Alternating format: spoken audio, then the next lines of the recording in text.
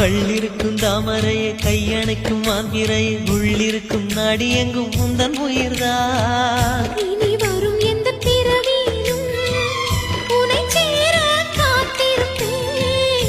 விழி மூடும் இமை போல விலகாமல் வாழ்ந்திருப்பேன்.